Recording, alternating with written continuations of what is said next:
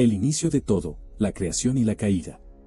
Antes de que existiera el tiempo, antes de que hubiera una sola estrella en el cielo, antes de que el primer ser humano abriera los ojos, había algo. O mejor dicho, había alguien. Y lo que hizo en esos primeros momentos de la existencia no solo creó el universo. Dejó una firma. Un código. Un mensaje que los científicos, los filósofos y los teólogos llevan siglos intentando descifrar. Hoy en Fe Total vamos a ir al principio absoluto. Al texto más antiguo, más misterioso y más discutido de toda la historia humana. Vamos al Génesis. Y te advierto algo desde ahora, lo que vas a escuchar hoy no es lo que te enseñaron en la escuela dominical. Esto es el texto hebreo original, sin filtros, sin respuestas fáciles, con toda su oscuridad, su profundidad y su poder. Quédate hasta el final porque cada parte de esta historia se conecta con algo que está pasando en el mundo ahora mismo. Y si esto te abre los ojos, no olvides darle like al video. Es la manera más simple de ayudar a que este mensaje llegue a más personas.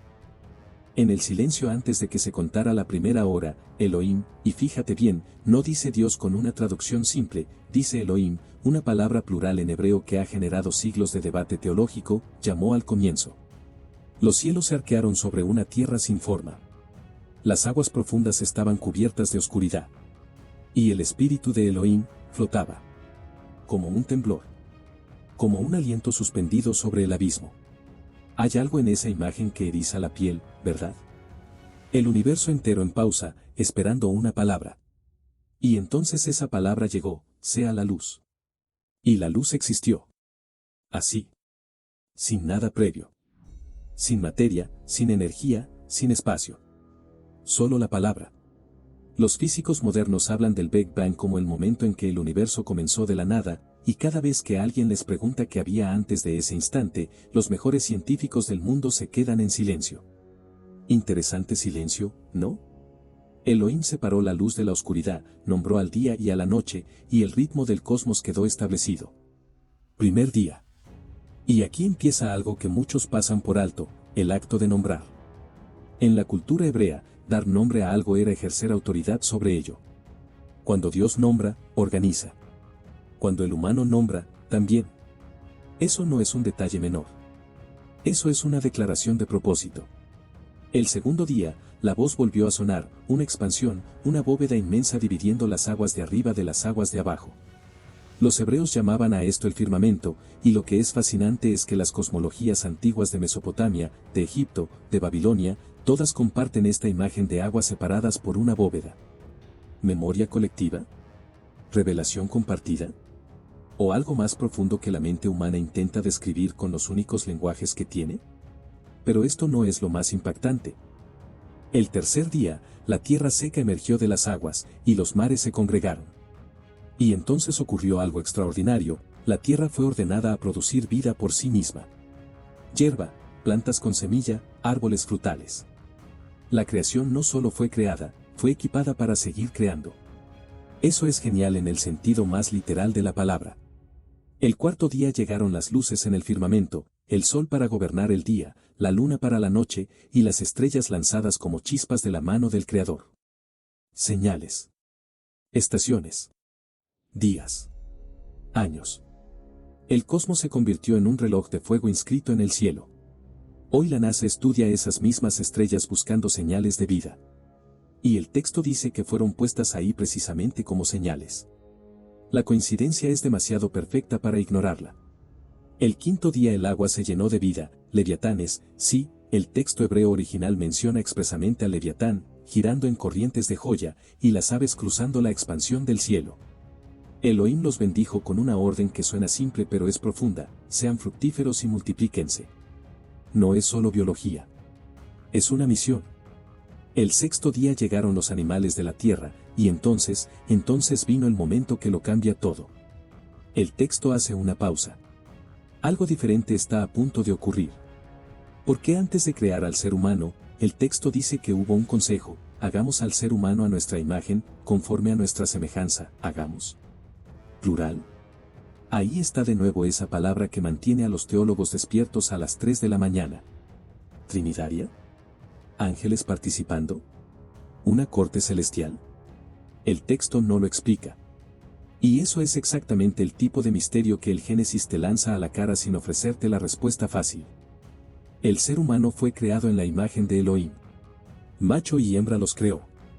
Y aquí algo que muchos no notan, la imagen de Dios no es solo masculina. Es la humanidad completa, varón y mujer juntos, la que refleja esa imagen. Luego vino la instrucción, sean fructíferos, llenen la tierra y sojúzguenla. Y Elohim miró todo lo que había hecho, y vio que era muy bueno. No solo bueno. Muy bueno. Y así llegó el séptimo día, el Sabbat, el descanso sagrado. Dios no descansó porque estaba cansado. Descansó para saborear. Para contemplar.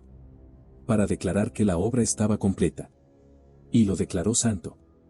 Ese concepto, la santidad del tiempo, no del espacio, es completamente revolucionario para el mundo antiguo. Pero el relato no termina ahí. Porque el texto entonces hace algo cinematográfico, retrocede, hace zoom, y nos cuenta la misma historia desde otro ángulo.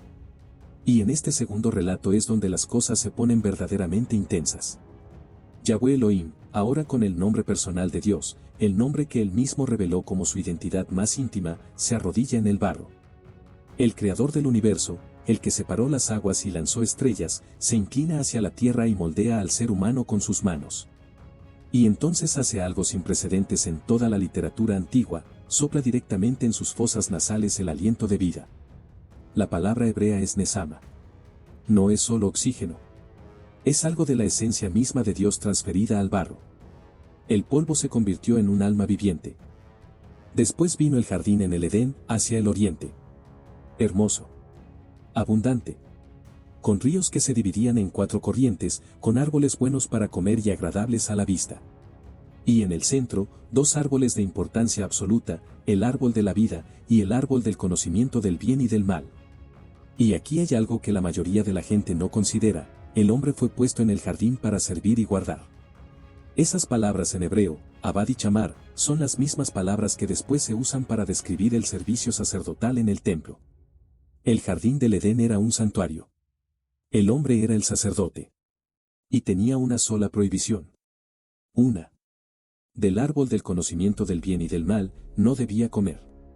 La consecuencia, en el día que lo comiera, muriendo moriría.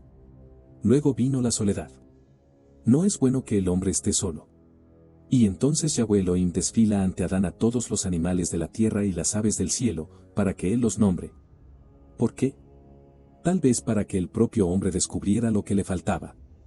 Para que llegara a esa conclusión por experiencia propia. Y entre todos los seres, ninguno era complemento adecuado.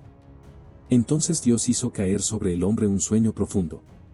Y de su costado, la palabra hebrea no es exactamente costilla, es tsela, que también significa lado, tomó algo y construyó a la mujer. Y cuando el hombre la vio, habló por primera vez en poesía, esta sí es hueso de mis huesos y carne de mi carne. El primer poema de la historia humana fue un hombre reconociendo a su complemento. Los dos estaban desnudos y no sentían vergüenza. Cubiertos de inocencia y luz. Si esto te está generando algo por dentro, si estas historias te hacen pensar diferente, dale like ahora mismo. Eso nos dice que vas bien en el camino. Y entonces entró la serpiente.